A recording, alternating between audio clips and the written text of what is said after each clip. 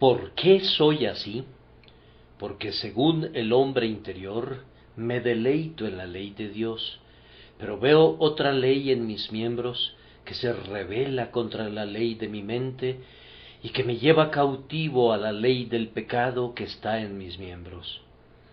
Romanos 7, 22, 23. Como muchos de ustedes recordarán, la noche del pasado jueves les prediqué sobre la perseverancia final de los santos. Me ha sorprendido grandemente y también me ha complacido enterarme durante la semana de que muchas personas encontraron ánimo y consuelo en la simple explicación de esa doctrina que entonces les expuse. De hecho, las noches de los 2 últimos jueves hemos estado tratando alternativamente un precepto y una promesa que iban relacionadas con el mismo asunto, aunque cada uno lo presentaba bajo una luz diferente. El precepto nos amonestaba a la perseverancia si nos aferramos con firmeza. La promesa nos aseguraba la preservación gracias a que somos retenidos con firmeza. La bienvenida que brindaron ustedes a esas exposiciones familiares me ha llevado a pensar que sería aceptable, especialmente para aquellos de ustedes que han sido traídos recientemente a la Sagrada Familia y que tal vez no conozcan ni los rudimentos siquiera de la experiencia religiosa, que diéramos un seguimiento a esos 2 elementales discursos con una pequeña exposición del gran conflicto interior al que la vida del creyente es expuesta. El pasaje que vamos a considerar relata una parte de la experiencia del apóstol Pablo. Todos nosotros concedemos que era un santo sobremanera eminente. Ciertamente lo colocamos a la vanguardia. Por esta razón, su experiencia cobra una mayor relevancia para nosotros. Si los más grandes santos tienen sus luchas interiores, con cuánta mayor razón debemos esperar tenerlas los que no hemos alcanzado el mismo grado de gracia que el apóstol alcanzó. Aunque Pablo no iba ni un ápice a la saga del primero de los apóstoles, con todo se veía obligado a decir: así que, queriendo yo hacer el bien, hallo esta ley, que el mal está en mí. Entonces, ustedes y yo, que sólo podemos ocupar la posición de bebés en la gracia o de ordinarios discípulos de Jesucristo, no debemos asombrarnos si tenemos que aguantar embates que nos sorprenden y entablar luchas que nos turban, y a menudo tendamos a exclamar por la presión de la emoción: miserable de mí, ¿quién me librará de este cuerpo de muerte? Por tanto, voy a pedirles, para su consuelo personal, que noten ante todo que el poder rector en la mente del cristiano es un fuerte afecto y por tanto un intenso placer en lo que es puro y santo, porque según el hombre interior me deleito en la ley de Dios. En segundo lugar, que hay inclinaciones y pasiones en el interior del ser humano que entran en conflicto directo con este santo principio, veo otra ley en mis miembros que se rebela contra la ley de mi mente. Y, en tercer lugar, que la disciplina exigida por esta constante hostilidad, a despecho de todo el desasosiego y la irritación que provoca, no está desprovista de una evidencia veraz y satisfactoria de nuestra guerra espiritual. Gracias doy a Dios por Jesucristo Señor nuestro. Puede decirse de todo verdadero cristiano que el poder rector en él se deleita en la ley de Dios. La nueva naturaleza que Dios ha creado en cada creyente no puede pecar porque es nacida de Dios.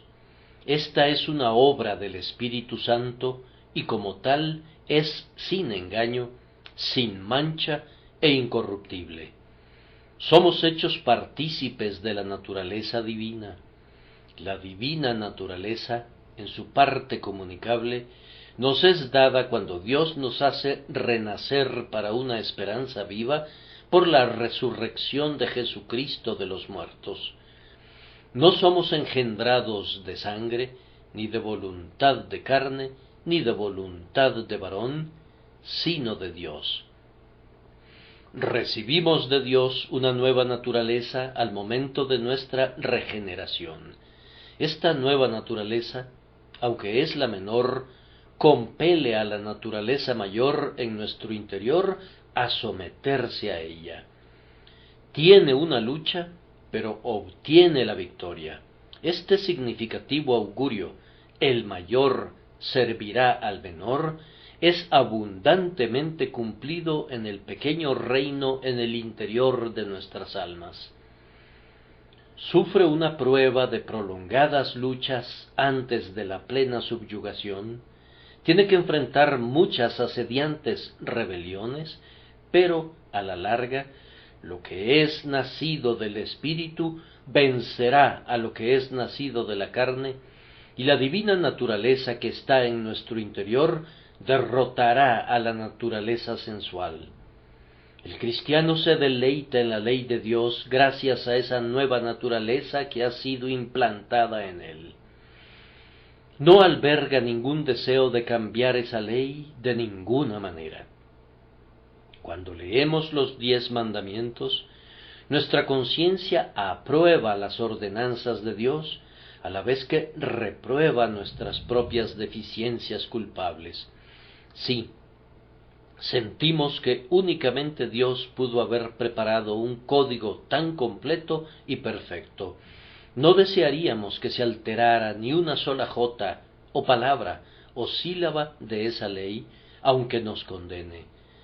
Aunque sabemos que si no fuera por la sangre preciosa de Cristo, la ley nos habría arrojado muy justamente en el infierno, con todo, con un santo instinto, con un gusto puro y un recto juicio, estamos de acuerdo que la ley es buena.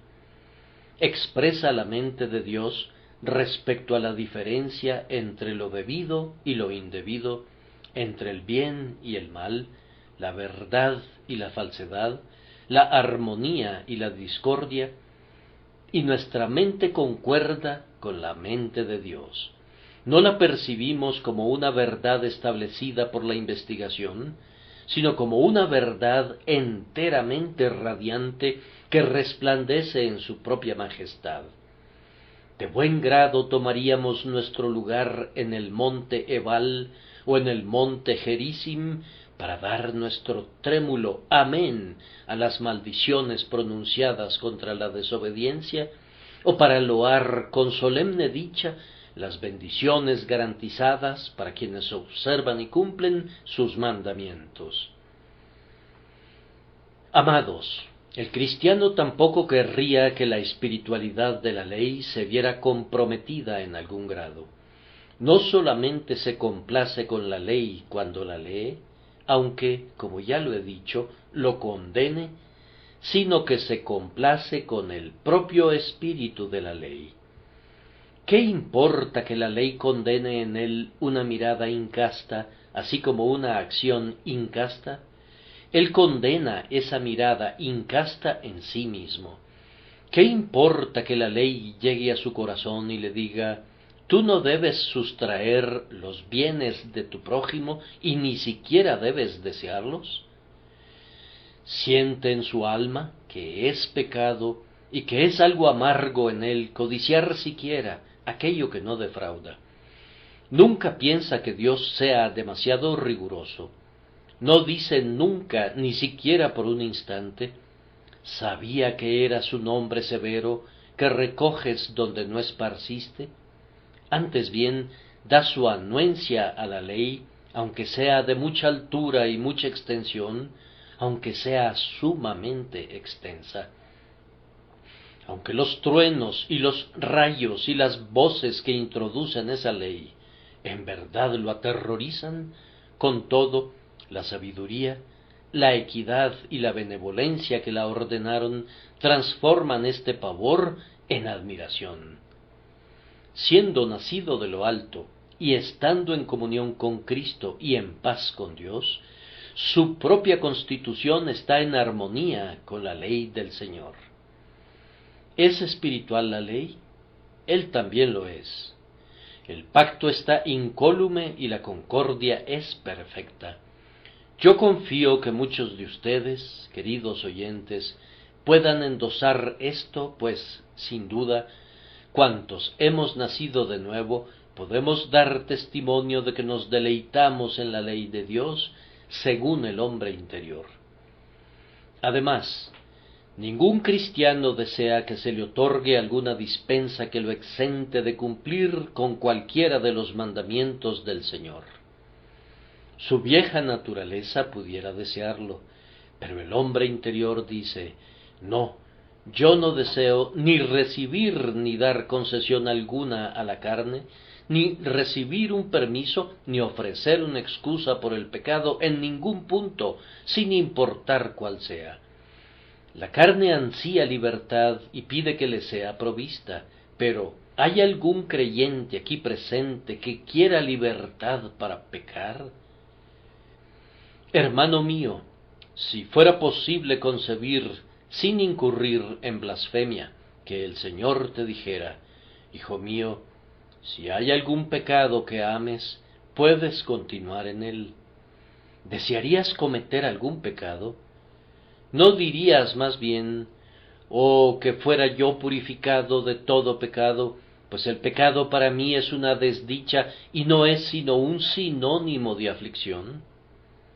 El mal moral es su propia maldición, es una plaga, una peste ante cuyo pensamiento me estremezco.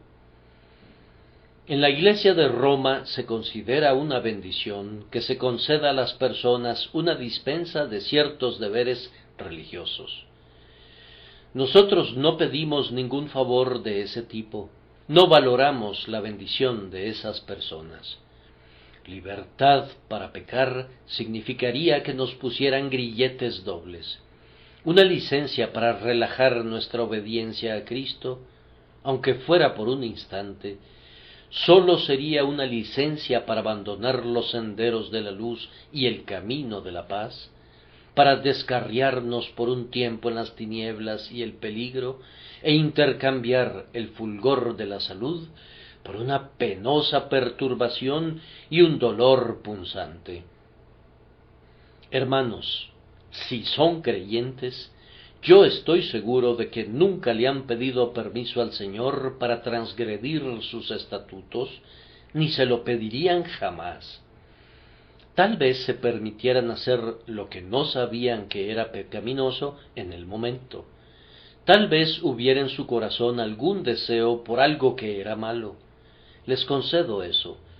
Pero en el instante en que descubre su culpabilidad, la naturaleza nacida de nuevo retrocede ante ello y se aparta.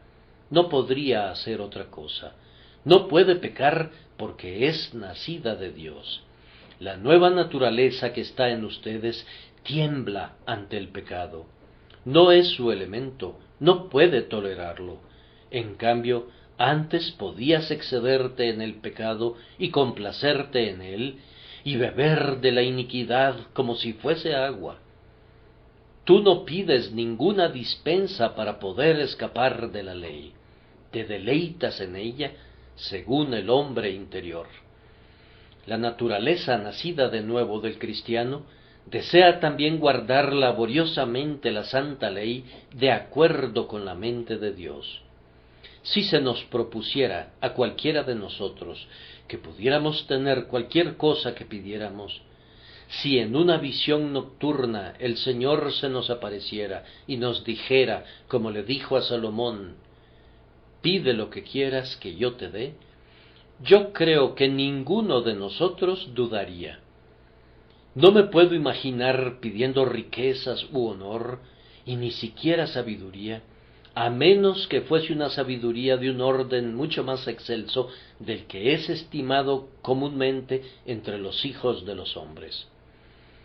Pero el don que yo creo que codiciaría por sobre toda otra bendición es la santidad, una santidad pura e inmaculada.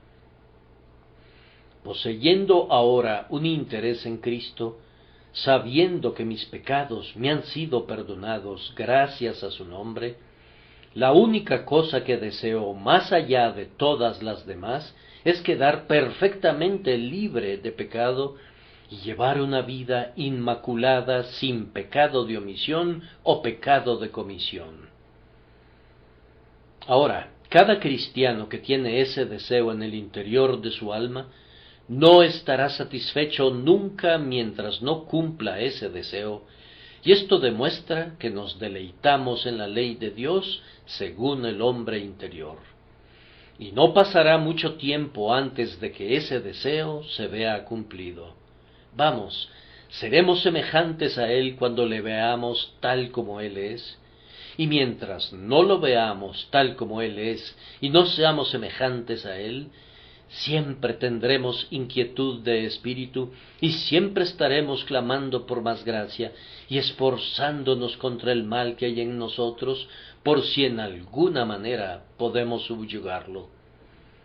Oh sí, amados, en el hecho de que esto es lo que esperamos, que esto es por lo que oramos, que esto es por lo que luchamos, que esto es por lo que estaríamos dispuestos a morir, ser conformados enteramente a la mente y a la voluntad de Dios, hay una evidencia de que vemos que la ley de Dios es buena y que nos deleitamos en ella, según el hombre interior.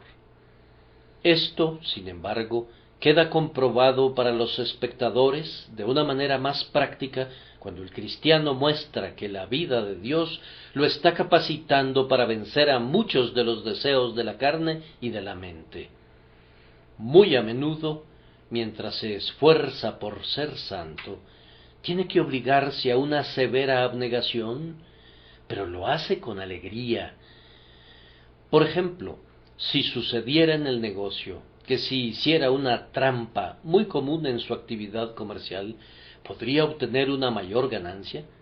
No lo haría, si es cristiano. Siente que no puede cometer ese mal y pecar contra su Dios. O si el joven convertido descubriera que una pequeña divergencia del camino recto agradaría a la gente mundana con la que está obligado a asociarse, podría, tal vez, desviarse en su debilidad, pero si lo hiciera, la nueva vida en su interior nunca le facilitaría el camino. La vida interior, cuando está en su vigor, le hará decir, aunque pierda la buena voluntad de estas personas, he de servir a mi Dios y Señor. Debo renunciar a mi situación si se llegase a eso antes que hacer lo malo. He de exponerme al peligro de perder incluso mi pan diario antes que ser encontrado quebrantando deliberadamente un mandamiento de Cristo. No puedo hacerlo. Ahora, yo conozco a muchos de los hijos de Dios que han sufrido con frecuencia muy severamente y que han experimentado muchísimas tribulaciones y problemas porque no vacilaron en seguir a su Señor. Esta es una de las evidencias de que se deleitan en la ley de Dios según el hombre interior. Cuando un hombre está dispuesto a soportar el reproche y la burla, a ser ridiculizado y escarnecido como un loco por causa de la justicia, cuando está dispuesto a que los hombres se mofen de él como un hipócrita y lo tilden de fariseo, cuando encara el desaire de aquellos cuya compañía de otro modo habría disfrutado, y todo porque tiene que seguir la mente y la dirección del Espíritu de Dios, y la sigue, yo afirmo que el hombre da muestras entonces de que se deleita en la ley de Dios. Doy gracias a Dios porque en esta iglesia hay personas que han proporcionado esa evidencia, y oro pidiendo que ustedes y yo, todos los que hemos recibido la naturaleza divina, podamos dar una evidencia constante usando el buen arte ante cualquier peligro y tomando la cruz sin importar los riesgos, para que nuestra alma, aun si no puede ser perfecta en la acción, de todos modos sea perfecta en el propósito y esté resuelta, con la ayuda de Dios, a abrigar un amor y un deseo de cumplir en todo la voluntad de Jehová. ¿Hay alguien aquí que esté obligado a decir: bien, yo no doy mi anuencia a la ley de Dios, ni me deleito en ella? Cuando oigo decir: no codiciarás, no cometerás adulterio, acuérdate del día de reposo para santificarlo, yo desearía que no fuese malo hacer esas cosas que son prohibidas. Es una lástima que nuestro placer y nuestro provecho, que nuestro deber y nuestro deleite discrepen tanto. Yo preferiría que hubiese menos ley y más licencia. Especialmente son duros y desagradables esos mandamientos que tienen que ver con nuestros pensamientos y que coartan la libertad de nuestra voluntad. No me gusta que me limiten. Yo preferiría vivir como me dé la gana. Bien, mi querido amigo, no te voy a decir nada más severo que esto. Tú no tienes parte ni suerte en este asunto en absoluto. Si las tuvieras, si tu corazón hubiese sido renovado, hablarías de una manera muy diferente. Siempre que oigas a personas que encomian una baja norma de religión, una baja norma de moralidad, siempre que los encuentres vindicando puntos de vista laxos respecto a lo correcto y a lo incorrecto, puedes estar seguro de que el espíritu que está en ellos no es el espíritu del Dios Santo, sino que es el espíritu de su naturaleza pecaminosa. Sí, el espíritu de Satanás pudo haber entrado para hacer que el espíritu humano fuera peor aún de lo que era antes. Pero, ¿se deleita tu corazón en la ley de Dios? ¿Hay un encanto para tu alma en lo que es recto? ¿Hay una belleza para el ojo de tu espíritu en lo que es virtuoso? ¿Admiras especialmente el carácter de Jesús porque en su vida la ley pareciera trazada con caracteres vivientes? Si es así, entonces, queridos amigos, confío que ustedes dan una evidencia de que han sido hechos partícipes de la naturaleza divina, que son regenerados, y aunque el mal esté todavía en ustedes, no obstante eso, la vida de Dios está en ustedes, la cual resistirá el mal y los subyugará hasta que sean llevados a su diestra con seguridad. Ahora, en segundo lugar, llegamos a la parte del conflicto. Allí donde este deleite en la ley de Dios está presente, también está presente otra ley en los miembros.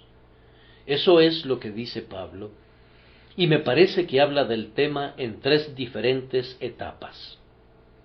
Primero podía ver esa situación, y luego tenía que enfrentarla, y a la larga, en cierta medida, era avasallado por ella, pues dice que me lleva cautivo.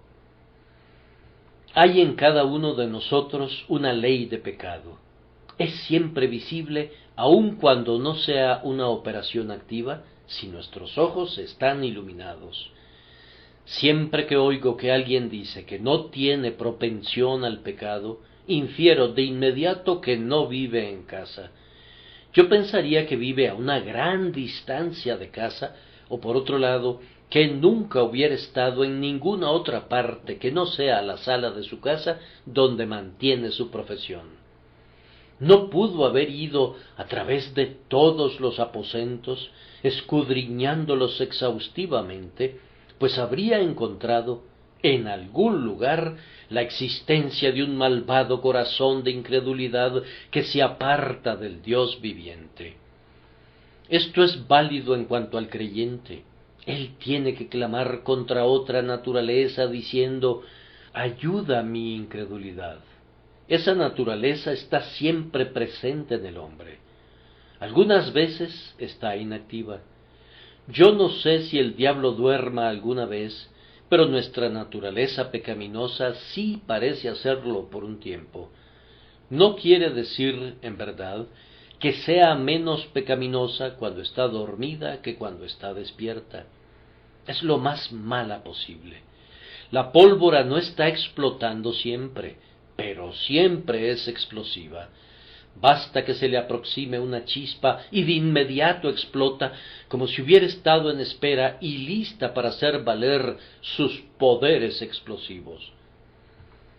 La víbora podría estar enrollada sin causar ningún daño, pero alberga un veneno letal en sus colmillos. Sigue siendo una víbora aun cuando no esté empleando el poder de sus venenosos colmillos. Hay algo dentro de nuestra naturaleza que enviaría al mejor santo al infierno si la gracia soberana no lo impidiera. Hay un pequeño infierno en el interior del corazón de todo hijo de Dios, y únicamente el grandioso Dios del cielo puede someter a ese malévolo pecado que mora en su interior. Este pecado se hará presente cuando menos se espera, y generalmente irrumpe súbitamente y nos toma por sorpresa. Yo lo he experimentado para mi tristeza. No me voy a poner aquí a hacer muchas confesiones personales. Sin embargo, conocí una vez a un varón que, habiendo asistido a una reunión de oración, sintió que su corazón se elevaba mucho en los caminos de Dios hasta llegar muy cerca de su Padre Celestial. Ese varón sostuvo una dulce comunicación con Cristo y disfrutó mucho de la comunión con el Espíritu, pero no imaginaba que en el momento en que la reunión de oración concluyera, alguien en la congregación lo insultaría y lo afrentaría amargamente. Debido a que fue tomado desprevenido, se encendió en ira y habló precipitadamente con su lengua. Habría sido mejor que se callara. Ahora, yo creo que ese hombre, si hubiera tenido ese encuentro en cualquier otro momento, pues poseía un temperamento tolerablemente apacible, habría recibido el insulto sin resentirlo y sin responder de alguna manera. Pero como estaba desprevenido, tenía baja la guardia. El propio amor derramado abundantemente en su corazón provocó que la animosidad que enfrentó hiriera más sus sentimientos. Había estado tan cerca del cielo que esperaba que cada uno de los presentes tuviera pensamientos que armonizaran con los suyos. No había contado con ser agredido justo entonces. Cuando hay más dinero en la casa, es entonces que es más probable que los ladrones se metan en ella. Y cuando hay mayor gracia en el alma, el demonio procurará atacarla si pudiera. Los piratas no solían atacar a los barcos cuando salían a recoger el oro de las Indias. Siempre los abordaban cuando venían de regreso a casa, con miras a obtener un rico botín que fuera digno de la captura. Si han disfrutado un sermón, si se han acercado a Dios en oración, si las Escrituras han sido muy preciosas para ustedes, pueden esperar que justo entonces el dragón que duerme dentro despertará y turbará la pacífica tranquilidad de su alma. Hemos de esperar algún peligro cercano cuando recibimos abundante deleite. Entonces, vigilemos en mayor medida en épocas de tranquilidad. Esta naturaleza perversa tiende a la extinción algunas veces, como si fuera movida por los celos, cuando estamos siendo reanimados por el bien, pero ciertamente vuelve a desarrollarse cuando estamos expuestos al mal. Sería bueno que el hombre que se congratula porque no siente ninguna inclinación pecaminosa, ningún pensamiento maligno, ninguna imaginación impura, ninguna idea altiva, ninguna pasión turbulenta recordara aquel dicho de Rutherford: cuando la tentación duerme, el loco es sabio y la ramera es casta, pero una vez que se perfora la vasija, derrama su contenido, sea vino o sea agua.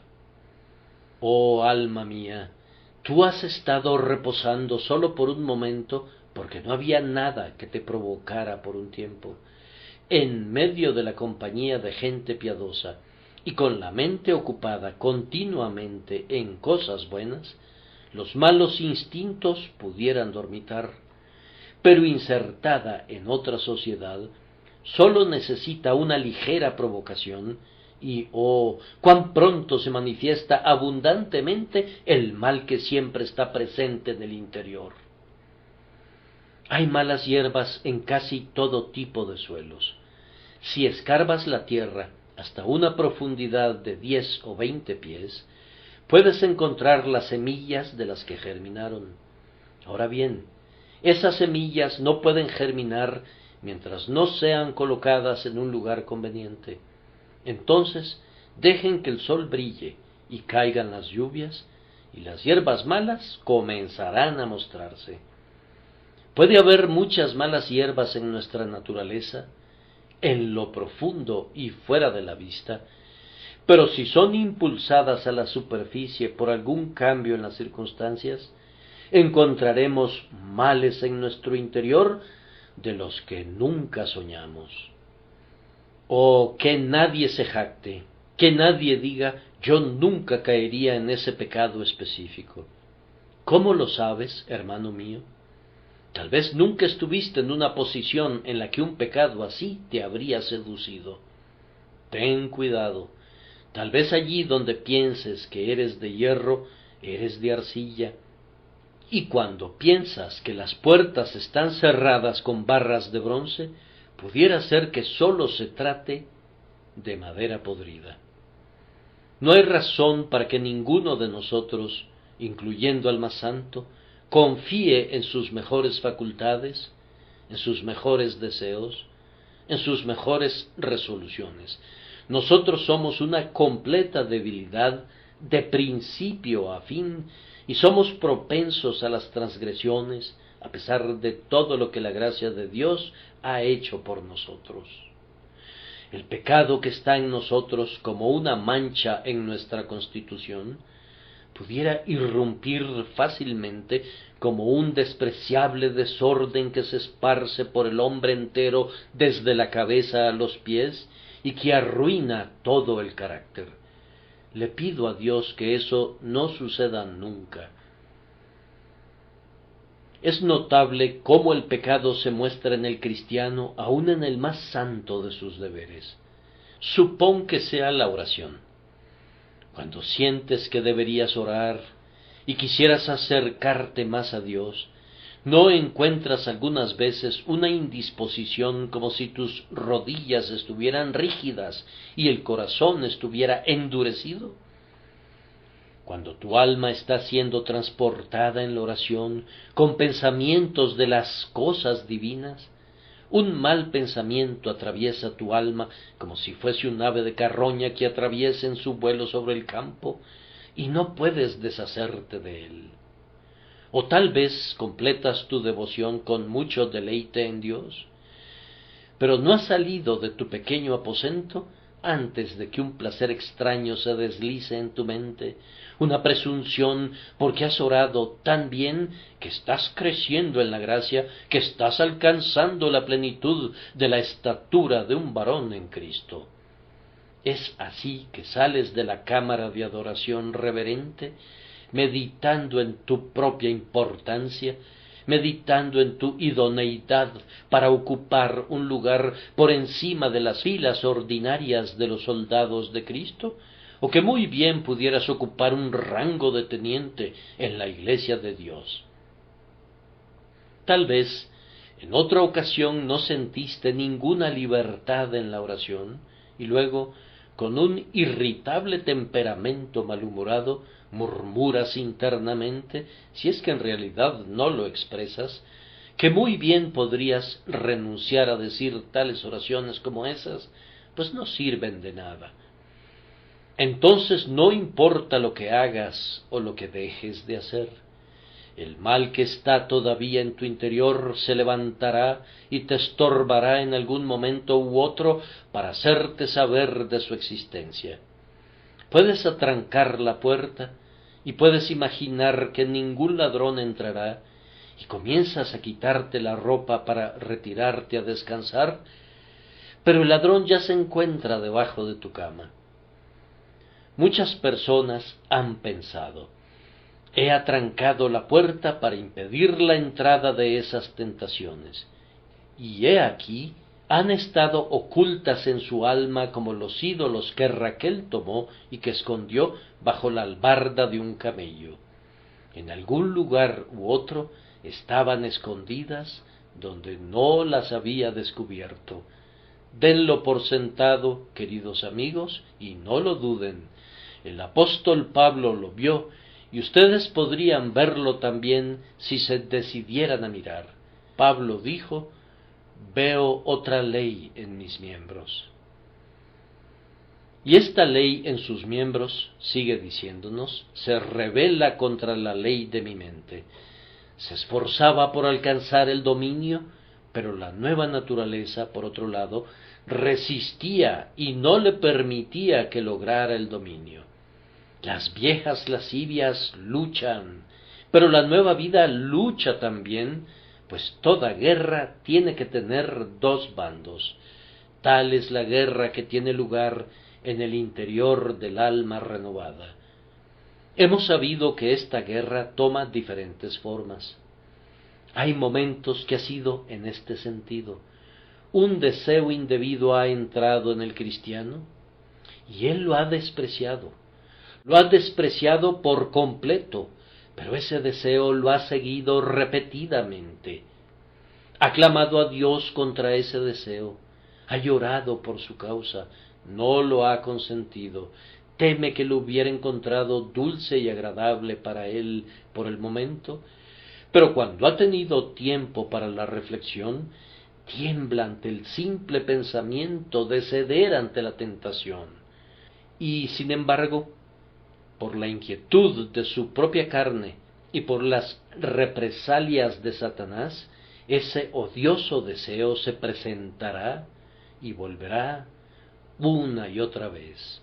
Lo oirá aullando en pos de él como un sabueso que sigue a su presa, y algunas veces dará un salto y lo tomará por el cuello y lo derribará. Eso será todo lo que ese pobre hombre pueda hacer para mantener dominada a esa feroz tentación que ha surgido en su espíritu. Yo puedo dar testimonio de que tales guerras son unas ordalías muy terribles, pues algunas veces duran días y semanas y meses sin interrupción. Yo he conocido a cristianos juiciosos que han sido acosados con dudas que han surgido respecto a la inspiración de la Escritura, a la deidad de nuestro Señor Jesucristo, a la seguridad del pacto de gracia, o a alguna otra doctrina fundamental de nuestra santísima fe, o incluso pudiera ser que la tentación ha sido para proferir blasfemias que el creyente ha aborrecido desde lo más profundo de su alma. Con todo, entre más amargamente las haya detestado, más implacablemente lo han perseguido.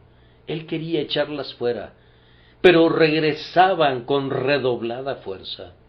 ¿Es cierto? ¿Acaso es así?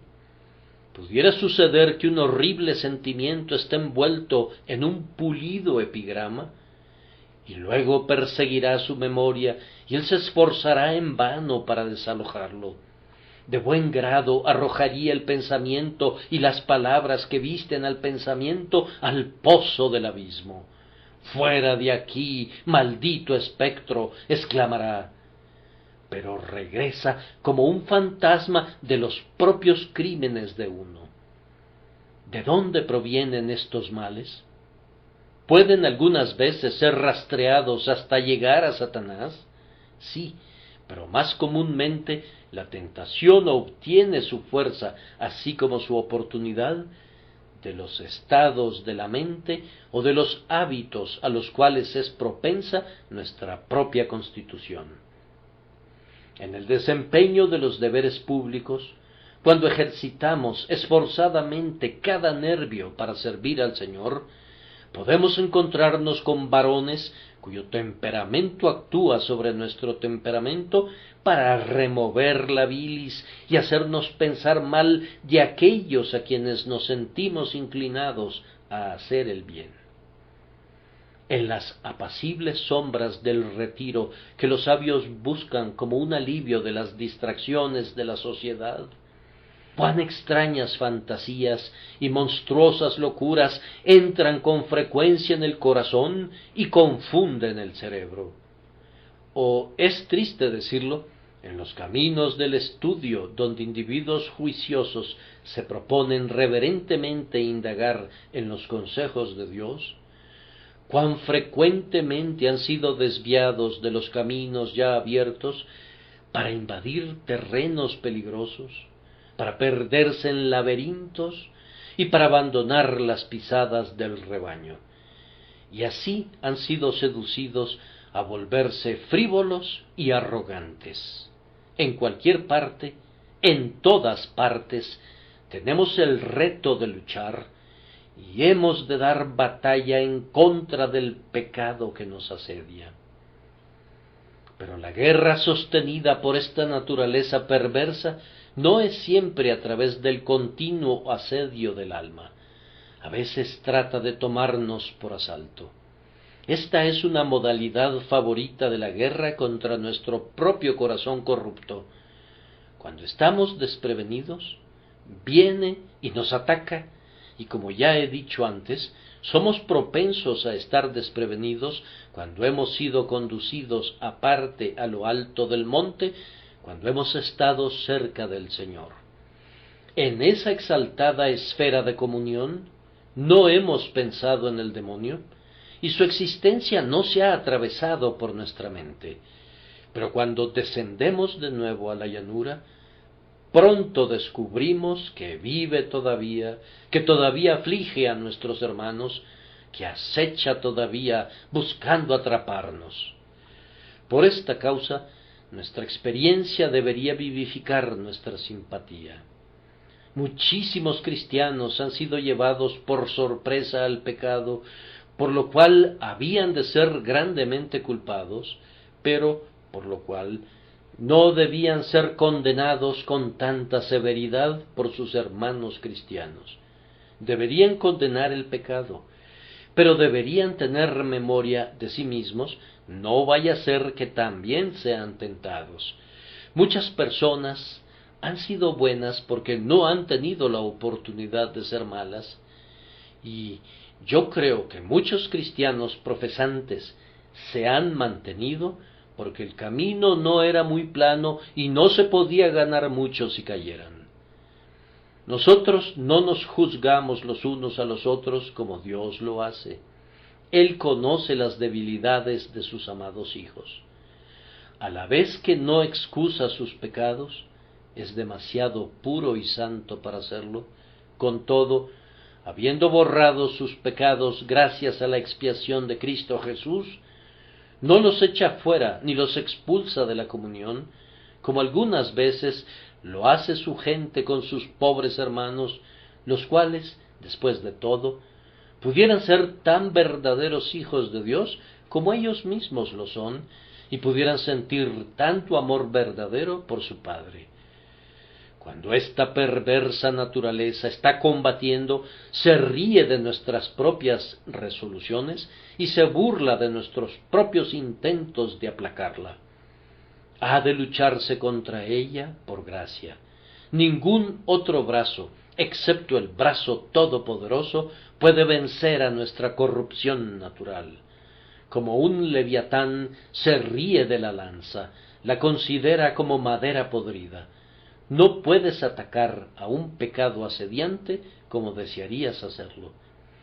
A veces te imaginas, lo voy a herir de muerte, y en el mismo acto de herir a un pecado, estás llamando a otro para que entre en acción.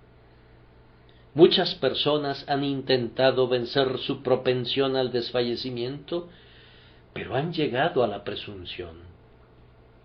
Algunos han intentado ser menos profusos en sus gastos, pero se han vuelto tacaños. Algunos han dicho, no voy a ser más altivo, pero entonces se vuelven mezquinos. Yo he conocido a algunos que eran tan estrictos por la verdad que se volvieron fanáticos y posteriormente se volvieron muy liberales y sostienen la verdad con una mano tan elástica que difícilmente se podría confiar en su constancia. Miren de frente y cumplan con el deber que está frente a ustedes. Créanme que no es fácil defenderse de las sorpresas del pecado. Es algo imposible, a menos que Dios, que fue quien creó la nueva naturaleza, venga en su rescate, la alimente con el pan del cielo, le dé agua de la roca eterna y la conduzca en su camino hacia la buena tierra donde nunca estarán presentes los cananeos y donde nuestra alma se dará un festín con leche y miel. No debo demorarme en este punto, sino que he de proseguir a considerar el siguiente. El apóstol dice que esta lucha lo llevó a la cautividad bajo la ley del pecado. ¿Qué quiere decir con eso? No creo que quiera decir que se descarrió hasta cometer abiertas inmoralidades flagrantes. Ningún observador pudiera haber notado alguna falta en el carácter del apóstol. Él podía verla dentro de sí, y veía manchas en su vida donde nosotros somos incapaces de detectarlas, y probablemente hacerlo era un hábito del apóstol. Cuando oigo que un buen hombre se lamenta por sus faltas, yo sé lo que el mundo dirá. Le tomarán la palabra y pensarán que él es como ellos, mientras que si lo conocieras y observaras su vida y su conversación, si lo juzgaras imparcialmente, te verías compelido a decir de todo hombre piadoso que es como Job, perfecto y recto, temeroso de Dios y apartado del mal. Sin embargo, ese mismo individuo sería el primero en verse sus propias manchas porque tiene más luz que los otros, porque tiene una idea más elevada que los otros de lo que es la santidad, y principalmente porque vive más cerca de Dios que los otros y sabe que Dios es tan infinitamente santo que los cielos no son limpios delante de sus ojos y que notó necedad en sus ángeles. Por tanto, todo aquel que se ve en el espejo de la ley ve en sí mismo una inmundicia que nunca antes vio. Como dijo Job, de oídas te había oído, mas ahora mis ojos te ven. Por tanto, me aborrezco y me arrepiento en polvo y ceniza. Pero yo creo que el apóstol no se estaba refiriendo aquí a los actos de un mal comportamiento ruin que lo llevaran a la cautividad en lo que a él concernía. Aunque muchos que son hijos de Dios se meten en una triste cautividad porque la ley del pecado y de la muerte en sus miembros alcanza algunas veces el dominio sobre ellos. Oh, estén alerta contra esto, lloren por esto. Estaba a punto de decir, luchen hasta la sangre contra esto.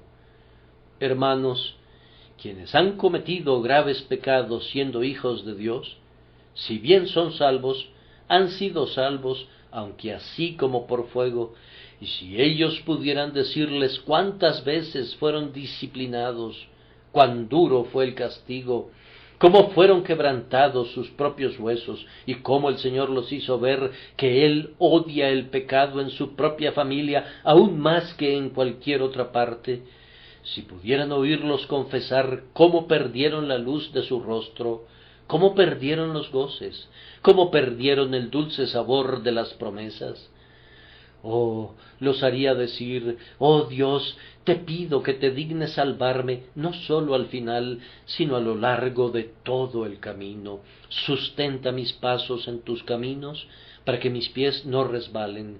Haz que corra por la senda de tus mandamientos. Es una cautividad como la propia cautividad de los israelitas en Babilonia, cuando sucede que un hijo de Dios cae en algún pecado grave. Pero mucho antes de llegar a ese extremo, y yo espero que en tu caso nunca llegues tan lejos, creo que esta ley de pecado nos lleva a la cautividad en otros sentidos. Mientras estás luchando y contendiendo contra el pecado innato, las dudas invadirán tu corazón. ¿Soy un hijo de Dios? De ser así, ¿por qué soy como soy? No puedo orar como quisiera. Seguramente si fuera un hijo de Dios, mi devoción no se vería obstaculizada, ni iría a algún lugar de adoración sin experimentar ningún gozo como otros que se dan un festín y cantan de gozo de corazón. Oh, a qué cautividad es llevada el alma cuando permite que el pecado innato arroje alguna duda sobre su seguridad en Cristo. Somos salvos porque somos creyentes en Cristo. Habiendo sido Cristo toda nuestra confianza, Cristo es siempre en nosotros la esperanza de gloria.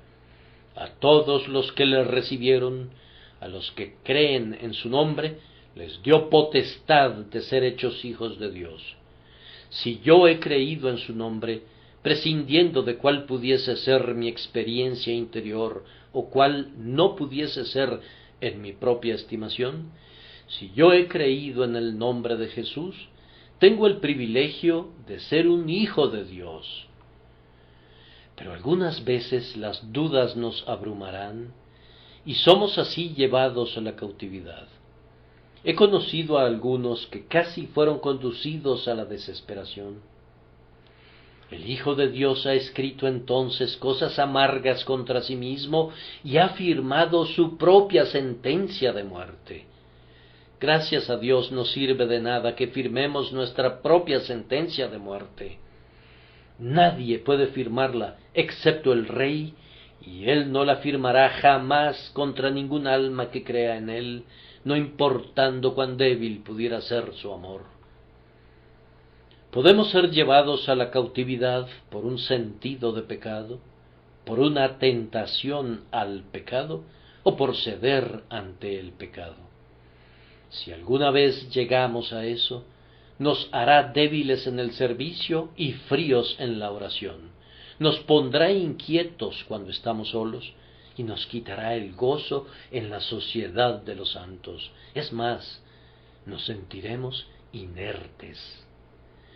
Oh, que Dios nos salve de eso. Oh, que podamos luchar con denuedo, que podamos luchar cada día para mantener sometido al pecado. Que la gracia divina, esa gracia que es atesorada en Cristo Jesús, nos asegure la victoria.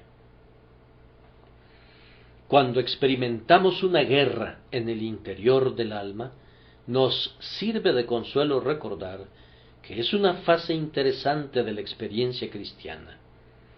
Los que están muertos en pecado nunca probaron estas cosas. Hubo un tiempo cuando éramos justos con justicia propia y estábamos arruinados, sin ley, y pensábamos que el pecado estaba muerto en nosotros. Estábamos muertos en delitos y pecados, pero nos jactábamos de nuestra propia justicia. Estos conflictos internos muestran que estamos vivos. ¿Hay alguna vida en el alma que odia al pecado, aun cuando no pueda hacer lo que quisiera? Yo he sabido lo que es bendecir a Dios por los tiempos en que mi alma ha experimentado una guerra interior y hasta me habría alegrado sentir una guerra renovada. Pueden estar seguros de que el hombre fuerte del alma, mientras guarde la casa, la guardará en paz. Es cuando viene alguien más fuerte que él para echarlo fuera, que hay una lucha en el interior de tu alma. Por tanto, yo te sugeriría esto como una fuente de consuelo y de agradecimiento. No te deprimas al respecto. Di, después de todo, hay algo de vida aquí. Donde hay dolor, hay vida. Los mejores santos de Dios han sufrido exactamente de la misma manera. Tu camino al cielo no es malo. Algunos, lo sé, no están preocupados de manera importante, pero la mayoría de los santos de Dios tiene que soportar de fuera conflictos, de dentro temores. Lean acerca de Martín Lutero. Ese gran hombre valiente se convirtió en un maestro de teología por haber sido instruido en la escuela de la tentación. Aún sus últimas horas estuvieron repletas de un severo conflicto. Lutero fue un guerrero desde su juventud. Cuán constantemente tuvo que contender contra sí mismo. Este capítulo nos da el mismo testimonio respecto a la vida de Pablo. Por tanto, no estés abatido como si algo extraño te hubiese sucedido. Mira a lo alto a esos santos vestidos de ropas blancas y que cantan un cántico interminable. Pregúntales de dónde les vino su victoria. Ellos te dirán que no les vino por no pecar o por ser perfectos en sí mismos, sino por medio de la sangre de Jesús. En un tiempo lucharon aquí abajo y humedecieron su sillón con lágrimas. Lucharon duro como nosotros ahora, con pecados y dudas y miedos. La más rica consolación proviene del último versículo del capítulo. Habiendo preguntado Pablo cómo sería liberado, responde a la pregunta con esto: gracias doy a Dios por Jesucristo Señor nuestro, y llamarás su nombre Jesús, porque Él salvará a su pueblo de sus pecados, no sólo de la culpa de sus pecados, sino del poder de sus pecados. Cuán grande misericordia es que el Señor Jesús haya dado un golpe mortal a nuestro pecado, le ha roto su cabeza. Es un monstruo y posee inmensa vitalidad, pero es un monstruo derrengado, perniquebrado y con la cabeza rota. Helo ahí, yace siseando y escupiendo y contorsionándose con capacidad de hacernos mucho daño, pero aquel que lo ha herido lo golpeará repetidamente hasta que al fin se extinguirá por completo. Gracias a Dios, no tiene la vitalidad suficiente para atravesar el río Jordán. Ningún deseo pecaminoso ha de nadar jamás en esa corriente. No son molestados allá con tendencias e inclinaciones a pecar, y cuando sean restaurados a sus cuerpos, y sus cuerpos resuciten, tendrán cuerpos que no son de carne. La carne y la sangre no pueden heredar el reino del cielo.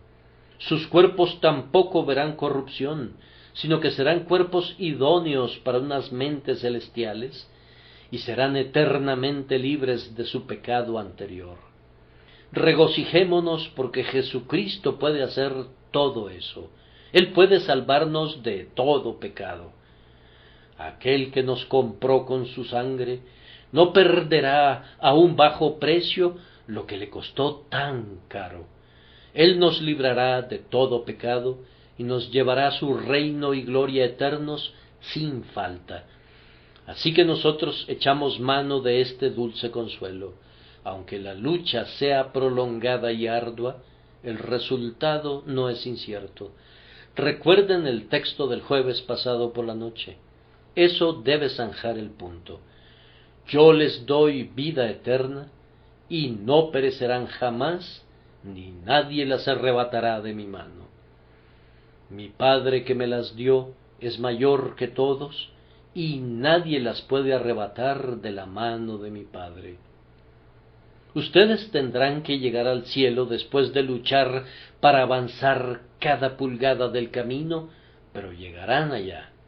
Parte en tablas, parte en cosas de la nave, todos se salvaron saliendo a tierra en el naufragio de Pablo, y lo mismo sucederá con los santos.